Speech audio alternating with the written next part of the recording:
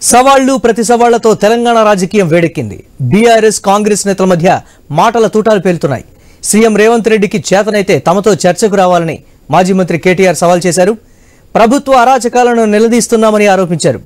రైతు సంక్షేమంపై శాసనసభలో చర్చ పెట్టమని 10 సార్లు చెప్పినా పెట్టలేదన్నారు. కేసీఆర్ వస్తాడా కేటీఆర్ వస్తాడా రండి అన్నాడు. మరి నువ్వు రా రా రా అంటే నేను వచ్చినా, నువ్వేమో పట్టలు. రైతు బంధు మీద చర్చ అన్నావు, అదేవిధంగా రైతు శ్రేయస్సు మీద చర్చ అన్నావు, యువతకు ఇచ్చిన ఉద్యోగాల మీద చర్చ అన్నావు. అన్నిటికీ మేము సిద్ధంగానే ఉన్నాం. అందుకే మళ్ళొకసారి చెప్తా ఉన్నాం, ముఖ్యమంత్రి గారు ప్లేస్ మీరే డిసైడ్ చేయండి, టైం మీరే డిసైడ్ చేయండి. ఆఖరికి నీ జూబ్లీ హిల్స్ ప్యాలెస్ కు రమ్మంటే కూడా తప్పకుండా వస్తాం. కానీ మీరు ఏ అంశం మీద చర్చ పెట్టినా మేము సిద్ధంగా ఉన్నాం. కేసీఆర్ తయారు చేసిన గులాబీ దండు గులాబీ సైనికులం సిద్ధంగా ఉన్నాం. నీళ్లు, నిధులు, నియామకాలు. నీళ్లేమో ఆయన గురువు గారు చంద్రబాబు గారికి కృష్ణా నీళ్లను, గోదావరి నీళ్లను తెలంగాణ రైతులకు సున్నం పెడుతూ, తెలంగాణ రైతుకు మోసం చేస్తూ అక్కడ కింద గోదావరిలో బనకచెర్ల కడుతుంటే దానికి పచ్చజెండా ఊపుతాడు. కింద శ్రీశైలం నుంచి కృష్ణా నీళ్లు అటు పోతిరెడ్డిపాడు నుంచి తోలుకొని పోతుంటే దానికి కూడా కళ్ళు మూసుకొని చంద్రబాబు గారు చెప్పినట్టు కోవట్టు పాలన ఇవాళ నడుస్తా ఉన్నది రాష్ట్రంలో. నీళ్లేమో ఆంధ్రాకు పోతున్నాయి, నిధులేమో ఢిల్లీకి పోతున్నాయి. ఈ నియామకాలు ఆయన తొత్తులు కొంతమందికి ఇచ్చుకొని వాళ్ళనే చూసుకొని ముడిసిపోతా ఉన్నాడు. రేవంత్ రెడ్డికి రచ్చ చేయడం వచ్చు తప్ప చర్చ చేయడం రాదు అనేది మాత్రం ఖారాఖండిగా తేలిపోయింది. రేవంత్ రెడ్డికి బూతులు మాట్లాడడం వస్తుంది తప్ప రైతుల గురించి మాట్లాడడం మాత్రం రాదు అనేది స్పష్టంగా తేలిపోయింది. ఇవాళ బేసిక్ నాలెడ్జ్ లేని ముఖ్యమంత్రి. ఆయన ఇరిగేషన్ అధికారుల సమావేశంలో తాను ముఖ్యమంత్రి అనేది కూడా మర్చిపోయి ఏ ప్రాజెక్టు ఏ నదీ బేసిన్ లో ఉంది అని ఒక చిన్నపిల్లగాడు అడిగినట్టు అడుగుతుంటే ఈయననా మన ముఖ్యమంత్రి అని చెప్పి, ఈయననా మనకు న్యాయం చేసేదని చెప్పి రాష్ట్రంలోని రైతులు ఇవాళ బాధపడే పరిస్థితి. ఇందిరమ్మ రాజ్యం అంటే సంక్షేమ రాజ్యం వస్తుందేమో అనుకున్నారు ప్రజలు.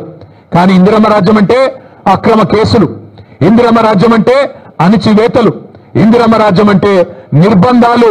ఆనాడు 50 ఏళ్ల కింద విధించిన ఎమర్జెన్సీని మళ్ళీ తలపించే విధంగా ఇందిరమ్మ రాజ్యం అంటేనే భయమయ్యేటట్టు ఇవాళ మళ్ళొక్కసారి పేదల మీద, గిరిజనుల మీద, దళితుల మీద దాడులు చేస్తూ ఇందిరమ్మ రాజ్యం అంటే ఏందో ప్రజలకు అర్థమైంది. ఆనాటి రోజులు అంటే ఏందో అర్థమైంది, మార్పు అంటే ఏందో అర్థమైంది. అన్ని విషయాలు అర్థమైనాయి కాబట్టి కర్రుగాల్చి వాత పెట్టడానికి రేవంత్ రెడ్డి గారికి రాష్ట్ర ప్రజలు సిద్ధంగా ఉన్నారు.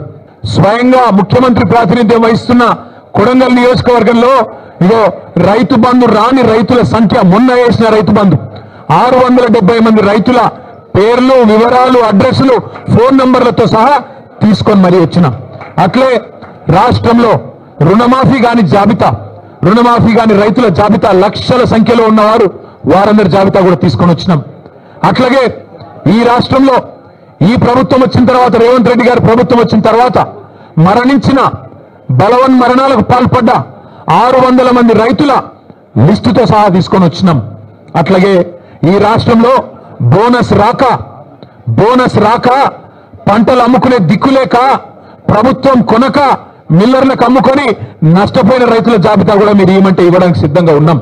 నువ్వు ముచ్చటపడుతున్నావు, పేరు తీసుకున్నావని నేను వచ్చినా, మళ్ళా నువ్వు ఎప్పుడు పిలిచినా వస్తా. నీకు నిజంగానే నిజాయితీ ఉంటే, నిబద్ధత ఉంటే చర్చకు రా.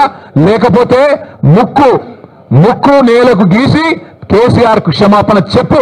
తప్పుడు కూతలు కూసినందుకు రైతు బంధు లాంటి పథకం పెట్టిన మహానాయకుడు, రైతు బీమా లాంటి పథకం తెచ్చిన మహానాయకుడు, భారతదేశ చరిత్రలో మొట్టమొదటిసారి 24 గంటలు రైతుకు ఉచితంగా కరెంట్ ఇచ్చిన నాయకుడు కేసీఆర్. అట్లాంటి నాయకుడిని అడ్డగోలుగా మాట్లాడినందుకు ముక్కు నేలకు రాసి చర్చకొచ్చే దమ్ము లేదు, కేవలం నాకు రచ్చ చేయడం మాత్రమే తెలుసు అని చెప్పి తప్పుకో, క్షమాపణ చెప్పు.